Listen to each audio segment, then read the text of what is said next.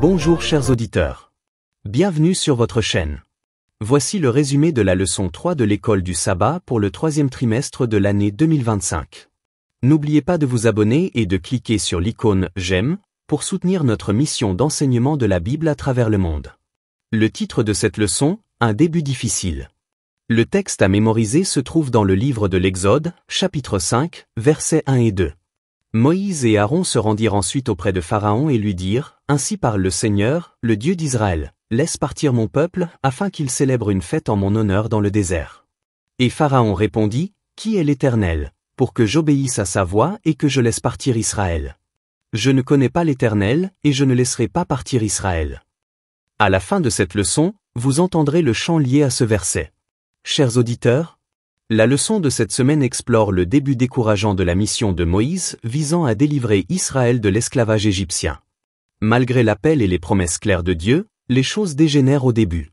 Pharaon se moque de Dieu, les Israélites souffrent davantage, et même Moïse commence à remettre en question sa mission divine. La leçon nous rappelle que les plans de Dieu, bien que parfaits, ne suivent pas toujours le chemin que nous attendons, et qu'il est essentiel de lui faire confiance dans les épreuves. Samedi après-midi, des débuts difficiles. La leçon s'ouvre sur une vérité puissante, l'obéissance à Dieu ne garantit pas une vie facile. Beaucoup croient que suivre Dieu signifie automatiquement le chemin vers le bonheur et le succès. Cependant, l'histoire de Moïse prouve le contraire. Bien qu'il ait reçu un appel clair directement de Dieu, accompagné de signes et de miracles, ses premiers pas vers l'accomplissement de cet appel se sont soldés par un échec, des réactions négatives et une souffrance accrue pour son peuple. Le message clé, la volonté de Dieu peut nous conduire à travers des épreuves, mais il apporte toujours la délivrance en son temps et à sa manière. Dimanche, qui est le Seigneur? Suivant les ordres de Dieu, Moïse se rend auprès du Pharaon pour entamer le processus qui permettra de faire sortir les enfants d'Israël d'Égypte. Moïse et Aaron confrontent le Pharaon avec l'ordre de Dieu, « Laisse partir mon peuple ». La réponse moqueuse du Pharaon, « Qui est le Seigneur ?» révèle son défi et son aveuglement spirituel.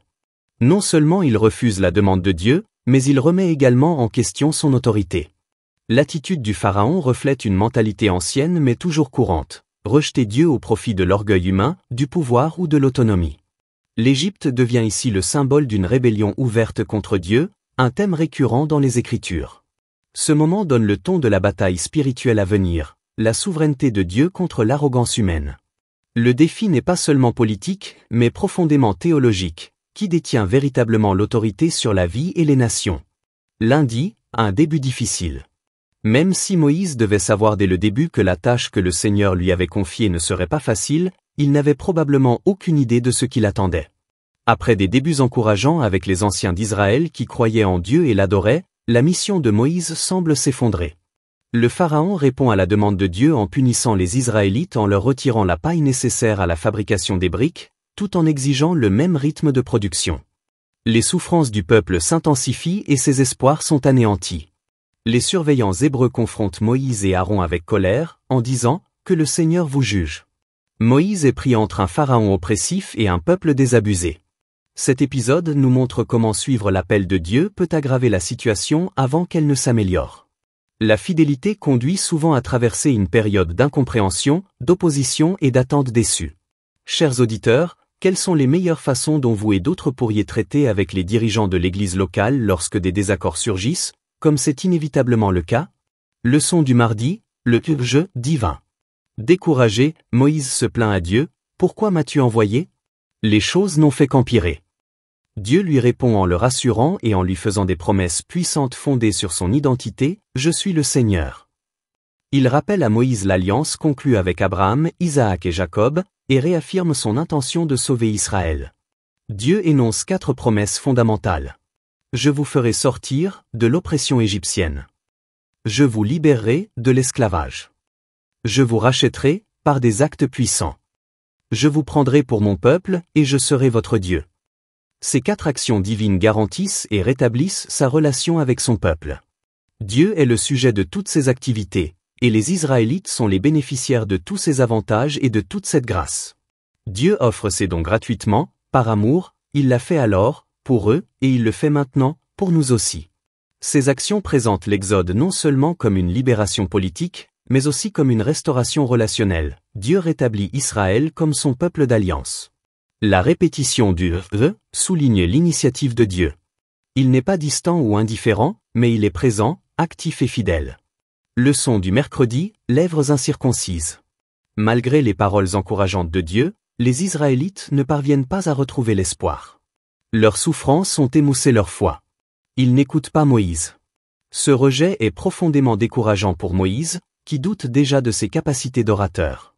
Il se plaint à nouveau à Dieu, disant qu'il a des lèvres incirconcises, une métaphore pour dire qu'il n'est pas apte à parler en public.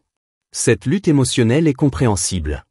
Tout comme Job, Asaph, Jérémie et d'autres, Moïse atteint un point bas.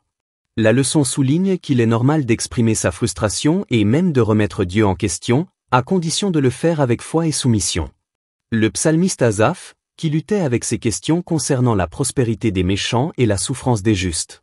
Pourtant, malgré ces luttes, Asaph fait l'une des plus belles confessions de foi. « Mais je suis toujours avec toi, tu me tiens par la main droite. Tu me guides par tes conseils, et ensuite tu m'emmèneras dans la gloire. Qui ai-je au ciel sinon toi? Et sur terre, je ne désire rien d'autre que toi. » Le psalmiste Asaph nous rappelle que même lorsque notre cœur faiblit, Dieu est notre force et notre part pour toujours. Leçon du jeudi. Comme Dieu pour Pharaon. Dieu se présente à Moïse sous le nom de Yahweh, ce qui signifie qu'il est le Dieu personnel et proche, le Dieu de son peuple, et le Dieu qui a conclu une alliance avec lui. Dieu rassure une fois de plus Moïse et lui expose sa stratégie divine. Aaron parlera au nom de Moïse. Moïse agira comme Dieu auprès de Pharaon, transmettant l'autorité divine, tandis qu'Aaron deviendra son prophète. Cet arrangement nous donne un exemple biblique du modèle prophétique. Un prophète parle au nom de Dieu au peuple. Dieu avertit également Moïse, le cœur du Pharaon sera endurci. Le processus ne sera ni facile ni rapide. Mais le but ultime de Dieu est clair, l'Égypte saura que « Je suis le Seigneur ». À travers les plaies et le jugement, le nom de Dieu sera glorifié, même dans la résistance. Cette section nous invite à examiner nos propres excuses. Tout comme Moïse a essayé à plusieurs reprises d'échapper à l'appel de Dieu, nous aussi pouvons résister par peur, par insécurité ou par doute. Mais Dieu équipe toujours ceux qui l'appellent. Moïse n'avait plus d'excuses pour ne pas suivre ce que Dieu lui avait demandé de faire. Quelles excuses pourrions-nous utiliser pour essayer d'échapper à ce que nous savons que Dieu veut que nous fassions? Leçon du vendredi, réflexion supplémentaire. Le plan de Dieu face à l'opposition. Ellen White brosse un tableau saisissant des souffrances d'Israël après l'intensification de l'oppression du Pharaon. Les Israélites sont écrasés sous un nouveau fardeau, contraints de trouver leur propre paille tout en produisant la même quantité de briques. Leurs surveillants, tenus pour responsables, sont battus lorsque le quota n'est pas atteint. Ce système injuste reflète ce qui se passe souvent lorsque la libération est en vue. La résistance s'intensifie. Mais Dieu est toujours aux commandes. Son plan inclut la lutte humaine, mais le résultat est certain. Pour conclure, nous devons savoir cela. La fidélité n'apporte pas toujours un soulagement immédiat. Moïse a obéi, mais le chemin a été difficile. Il en va de même pour nous. Dieu entend, voit et se souvient. Son alliance reste ferme, même lorsque notre foi vacille. Le nom et la gloire de Dieu seront révélés, même à travers la résistance. Il est normal de se poser des questions et de souffrir, mais confier ses émotions à Dieu avec confiance.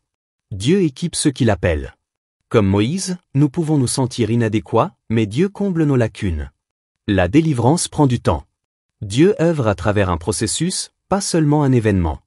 Nous devons faire confiance à Dieu dans l'attente, dans la douleur et dans la confusion. Comme Moïse, nous pouvons nous sentir indignes ou inefficaces. Comme les Israélites, nous pouvons nous sentir oubliés ou écrasés. Mais les promesses de Dieu sont sûres. Il n'est pas seulement le Dieu de la délivrance, il est le Dieu qui nous accompagne depuis les débuts difficiles jusqu'à la fin glorieuse. Afterward, Moses and Aaron went in and told Pharaoh, "Thus says the Lord God of Israel, let my people go, that they may hold a feast to me in the wilderness." And Pharaoh said, "Who is the Lord that I should obey his voice to let Israel go? I do not know the Lord, nor will I let Israel go.